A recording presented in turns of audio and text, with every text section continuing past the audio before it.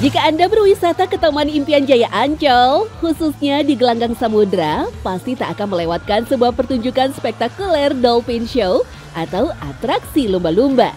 Pengunjung akan dibuat terpukau melihat tingkah lucu dan kepintaran hewan mamalia laut ini. Dari melompat ke udara, melakukan berbagai permainan, sampai bisa berinteraksi dengan manusia.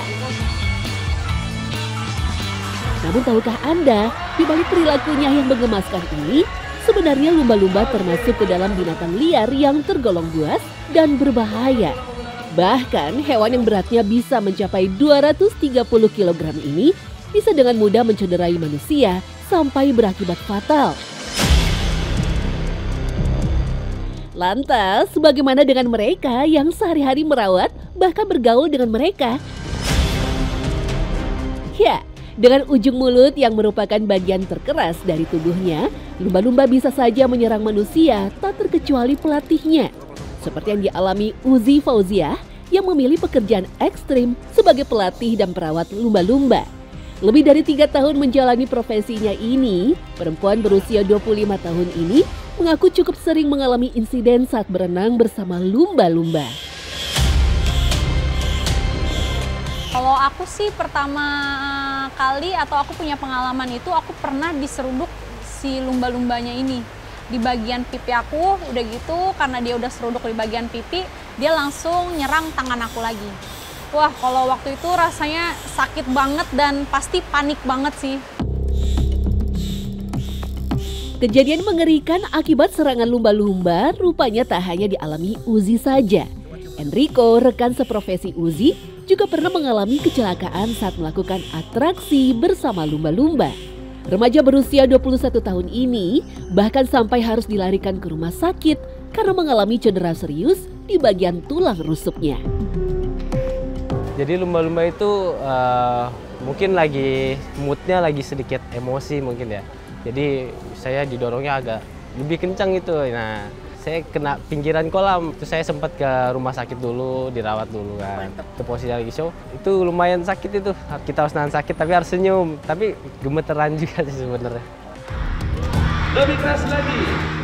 Ya, di balik aksi pertunjukan lumba-lumba yang memukau ratusan pengunjung, rupanya ada perjuangan besar dari para kiper atau perawat binatang buas. Karena melatih lumba-lumba agar bisa jinak dan dekat dengan manusia memang bukan pekerjaan yang mudah. Biar bagaimanapun, lumba-lumba tetap memiliki insting sebagai binatang liar.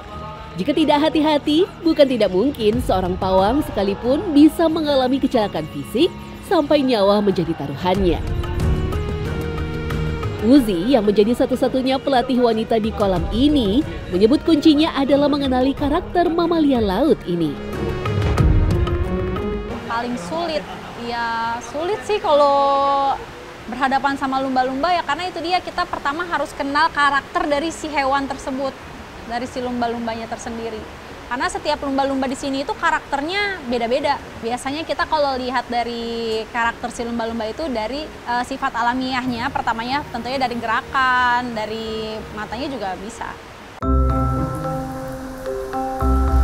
Tak hanya menghadapi perilaku lumba-lumba yang seringkali tak terduga, menjadi seorang pawang juga harus bisa beradaptasi dengan lokasi tempatnya bekerja. Salah satunya adalah kedalaman kolam yang tidak bisa dibilang dangkal, serta mengatasi kepanikan ketika menyelam. Nah, karena di sini itu kolamnya dalamnya itu kurang lebih sekitar 8 meter ya. Jadi harus punya basic yang bagus sih, kayak mulai dari terapannya. Jadi kita harus benar-benar basic terapannya sih yang diperhatiin. Maka wajar saja, meski setiap hari melatih dan menjaga lumba-lumba, rasa takut dari seorang pelatih pun terkadang muncul. Karena itulah bagi para pelatih, menjalankan standar operasi peraturan adalah hal wajib yang harus dilakukan demi menjaga keselamatan. Kalau kayak gitu setiap hari aku rasain sih, palingan aku baca doa aja sampai kayak kalau mau show tuh kayak deg-degan sampai kayak mau mual gitu. Trauma sih enggak sih sebenarnya. Karena apa ya, kita dari awal ngerawat, ngedidik, semua itu kan bareng sama lumba-lumba, sama singa laut. Sempet takut buat ngilangin, buat numbuhin kepercayaan diri itu agak gampang sebenarnya. Dari berbagai penelitian disebutkan, meski terlihat sebagai hewan yang ramah kepada manusia, lumba-lumba ternyata menyimpan rasa stres yang tinggi ketika harus berenang dekat manusia. Oleh karena itu, di berbagai negara, berinteraksi dengan lumba-lumba di alam liar bisa berujung pada denda, bahkan penjara. Tantangan bekerja sebagai pawang hewan buas tak hanya dirasakan oleh Uzi dan Enrico saja. Dedi, seorang pawang singa laut pun juga tak lepas dari banyak kisah mencekam yang sering ia alami.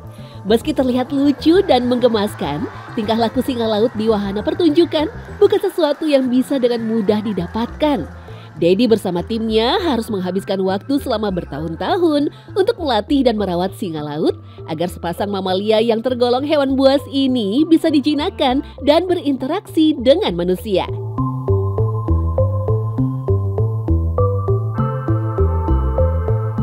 Tampak kalau orang lain melihat singa laut itu oh jinak ya kan, tapi di belakangnya itu kan banyak sekali orang yang nggak tahu singa laut itu sebenarnya galak atau gimana sih.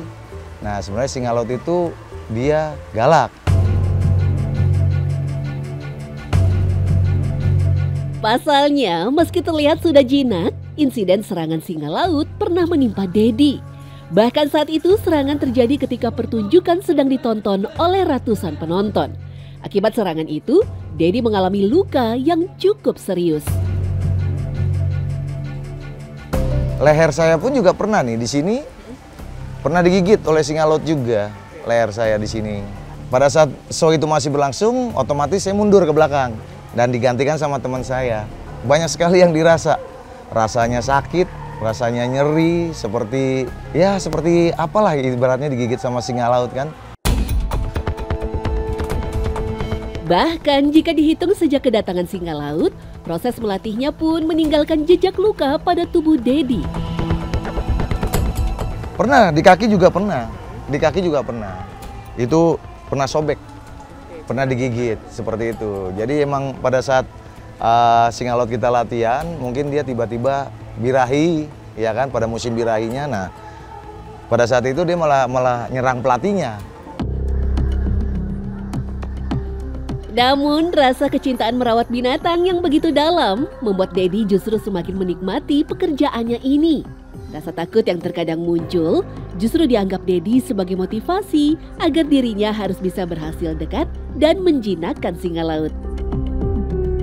Pasti ada rasa takut gitu loh. Wah, ini dia mau gigit saya lagi nggak ini ya? Ya kan seperti itu.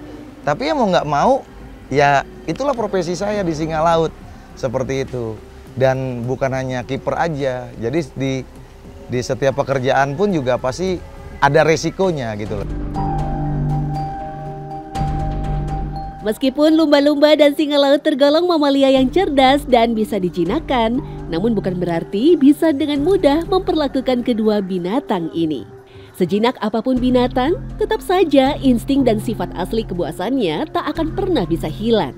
Sehingga untuk merawat dan mendekatinya harus tetap hati-hati dan hanya boleh dilakukan oleh orang yang sudah benar-benar terlatih. Jadi walaupun kita lihat itu tidak menunjukkan kebuasannya dengan auman atau dan sebagainya dengan perilakunya, tetapi sebenarnya mereka termasuk hewan buas.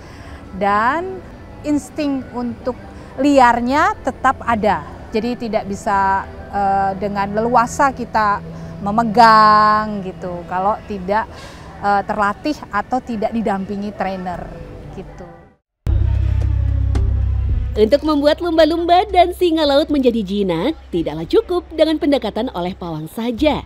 Tetapi juga sangat diperlukan antisipasi medis untuk bisa tetap memantau perkembangan dan perilaku binatang yang setiap harinya bisa berubah-ubah. Pemeriksaan rutin itu, pemeriksaan yang kita lihat itu sebenarnya tiap hari ke hewan-hewan itu, satwa-satwa itu, seperti misalnya respon makannya, kemudian kepatuhannya. Jadi ketika kita memanggil, ketika kita memegang dia tidak menyerang dan sebagainya, kemudian juga gerakannya itu normal atau tidak. Terlepas dari segala pengalaman mencekam menghadapi binatang-binatang buas, para kiper di Samudra Ancol ini mempunyai satu visi misi yang sama. Bekerja dengan hati untuk bisa selalu menghibur semua pengunjung yang datang.